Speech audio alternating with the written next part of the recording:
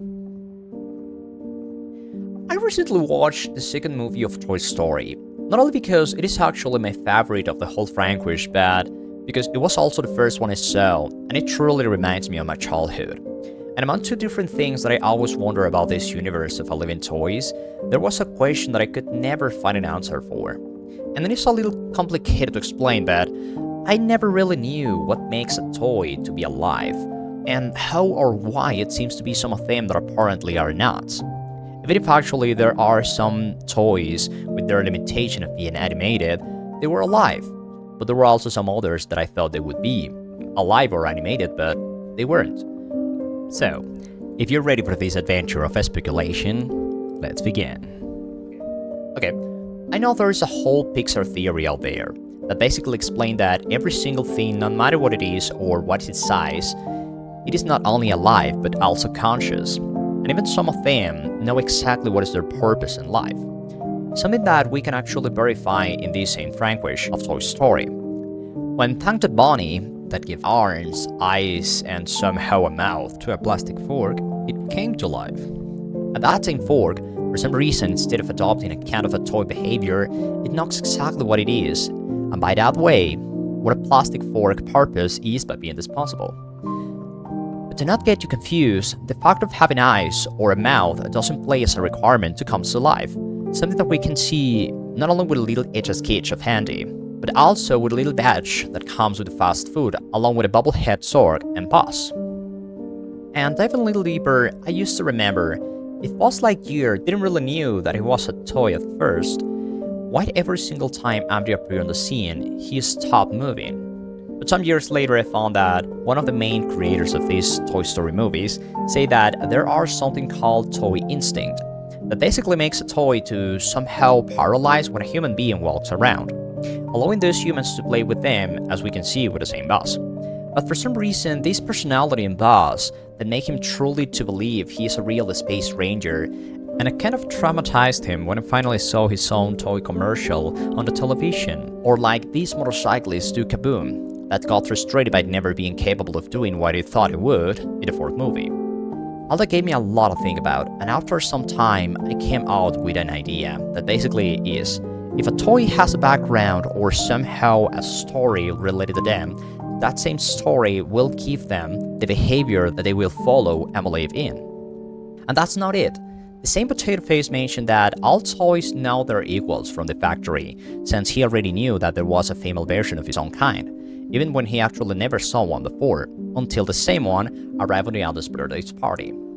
But instead of clarifying things, it makes them even more complicated, because if what Mr. Potato Face said is true, why Woody didn't knew or had a clue about the existence of the rest of the toys that belong to the same collection, like Jessie, Bulleye, or Stinky Pete's?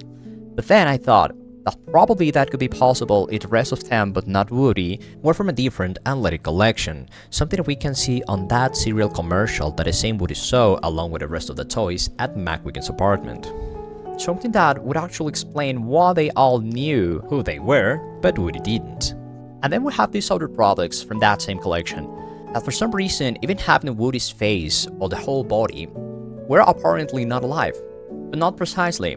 As we know, no matter what it is, everything is alive and conscious of himself, right? But there is a thing.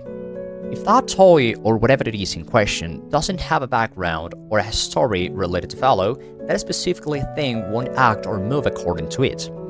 So reminding the badge that comes with the fast food toys, we can also see a small bobblehead version of Buzz along with a Zorg one. But for the same reason of the background behavior, this Buzz doesn't believe he is an actual space ranger, and Zorg doesn't even try to attack him or do anything against him, since no one of them have the same purpose that the original version of the same toys.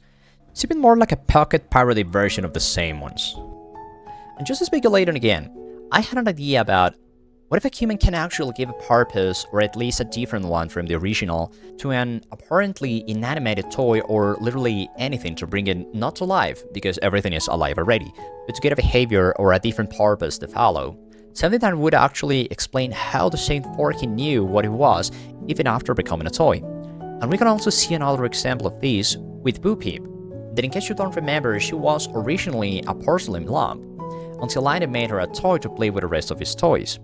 So that brings me to think that if an inanimated thing, and to be more precise, that inanimated wooded toys collection doesn't seem to be conscious or animated would be because, at least for that moment, they were just like a generic purposeless factory version, but not limited to it, at least until a human plays with them, or give them a different kind of purpose to follow and believe in. And just to make it more clear, do you remember the little stuffed toy Buttercup from the fourth movie?